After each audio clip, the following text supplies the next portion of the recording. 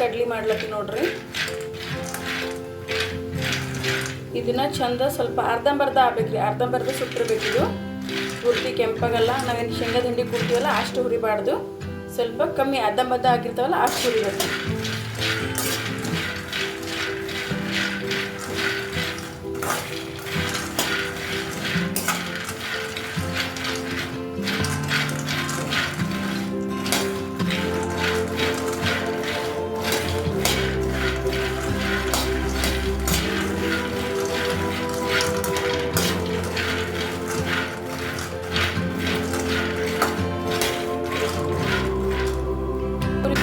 ನೋಡ್ರಿ colour change ಆಗ್ಲತ್ತದ.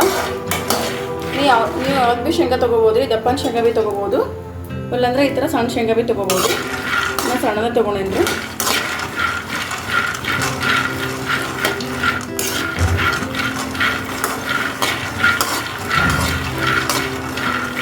ಇದು ಸ್ನ್ಯಾಕ ಈವ್ನಿಂಗ್ ಟೈಮ್ದಾಗ ಮಾಡ್ಕೊಳಕ್ಕೆ ಚಲೋ ಇರ್ತದೆ ನೋಡ್ರಿ. ಮತ್ತು ಹೆಲ್ತಿ ಭೀ ಇರ್ತದೆ, ಮತ್ತು ಎಣ್ಣೆ ಭೀ ಹಾಕ್ಬೇಕಂತ ಇಲ್ಲ. ಎಣ್ಣೆ ಹಾಕ್ಲಾರ್ದೇ ಮಾಡಿ ತೋರಿಸ್ತೀನಿ ರೀ ನಿಮಗೀಗ.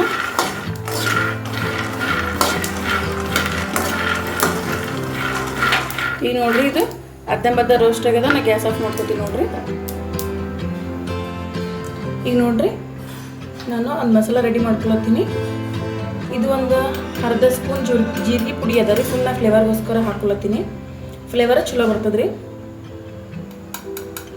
ಇದಕ್ಕಿಷ್ಟು ಖಾರ ಹಾಕೊಳತ್ತೀನಿ ರೀ.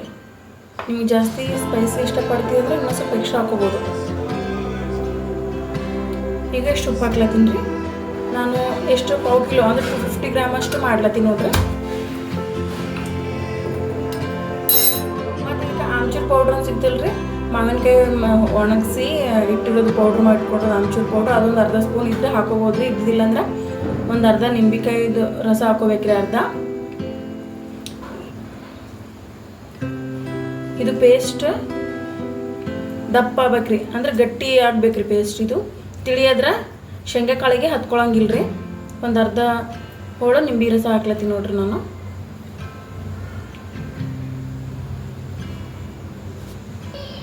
ಇದನ್ನ ಕಲಿಸ್ತೀನಿ ನೋಡ್ರಿ.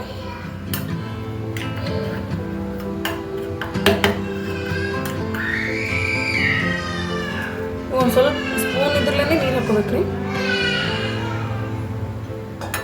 ಇದು ಪೇಸ್ಟ್ ಗಟ್ಟಿ ಆಗ್ಬೇಕ್ರಿ.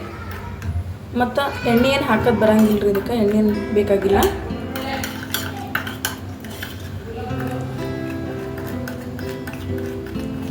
ನಾ ಜೀರಿಗೆ ಫ್ಲೇವರ್ ಸಲುವಾಗಿ ಹಾಕೀನಿ ರೀ. ನೀವು ಇಷ್ಟ ಹಾಕೊಂಡ್ರೆ ಹಾಕೋಬೋದು, ಅಲ್ಲಂದ್ರೆ ಬಿಡ್ಬೋದು ರೀ. ಇದನ್ನು ಚಲೋ ಮಿಕ್ಸ್ ಮಾಡಿ ಈ ಥರ ಪೇಸ್ಟ್ ಆಗ್ಬೇಕು ನೋಡ್ರಿ. ಭಾಳ ಏನಂತಾರೆ ಅಳಸಾಗಬಾರ್ದು, ಈ ಥರ ಪೇಸ್ಟ್ ಆಗ್ಬೇಕ್ರಿ. ಈಗ ನೋಡ್ರಿ ನಾ ಹುರಿದಿಟ್ಕೊಂಡು ಶೇಂಗದ ಕಾಳು ಅದೆಲ್ಲ ಅದಕ್ಕೆ ಹಾಕಿ ಪೇಸ್ಟ್ ಮಾಡ್ತೀನಿ, ಮಿಕ್ಸ್ ಮಾಡ್ತೀನಿ ನೋಡ್ರಿ.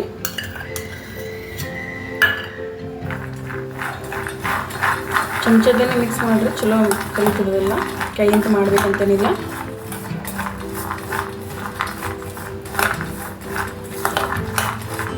ಹುಡುಗರಿಗೆ ಸ್ನ್ಯಾಕ್ಸ್ ಕೇಳಿದಾಗ ಮಾಡಿಕೊಡ್ಲಕ್ಕೆ ಈಸಿ ಅದ ರೀ. ಮತ್ತು ಜಿಮ್ ಮಾಡೋರಿಗೆಲ್ಲ ನಡೀತದೆ ನೋಡ್ರಿ. ರೋಟಿ ಇರ್ತದಲ್ಲ ಶೇಂಗಾ, ಕಡ್ಲಿ ಹಿಟ್ಟು ಹಾಕಿ ಮಾಡ್ತಾರೆ ಎಣ್ಣೆ ಕರ್ದು. ನಾನು ಎಣ್ಣೆ ಕರದಿಲ್ಲಾರ್ದೆ ಕಡ್ಲಿ ಹಿಟ್ಟು ಹಾಕ್ಲಾರ್ದೆ ಇಷ್ಟೇ ಮಾಡ್ಲತ್ತೀನಿ ನೋಡ್ರಿ. ಸಿಂಪಲಾಗಿ ಮಾಡೋದು 5 ನಿಮಿಷ ಮಾಡ್ಕೋಬೋದು ರೀ. ಇದನ್ನು ಇದು ಮಿಕ್ಸ್ ಮಾಡಿ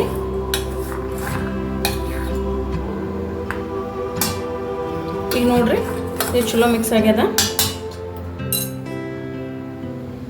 ಈಗ ನೋಡ್ರಿ ಅದೇನು ಮಿಕ್ಸ್ ಮಾಡಿ ಇಟ್ಕೊಂಡಿದ್ನಲ್ರಿ ನಾನು ಶೇಂಗಾ, ಮತ್ತು ಅದನ್ನು ಇನ್ನೂ 2 ನಿಮಿಷ ರೋಸ್ಟ್ ಮಾಡ್ತೀನಿ ರೀ.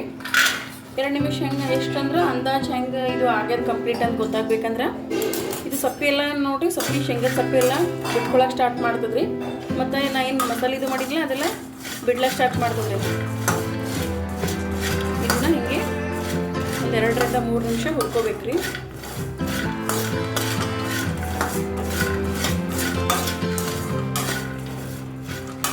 ನಾವು ಆಗಲೇ ಅರ್ಧ ಹುರ್ಕೊಂಡಿದ್ವಲ್ರಿ. ಈಗ ಪೂರ ಕಂಪ್ಲೀಟ್ ಆಗತ್ತನ ಚಲೋ ತಂದು ಹುರ್ಕೋಬೇಕ್ರಿ.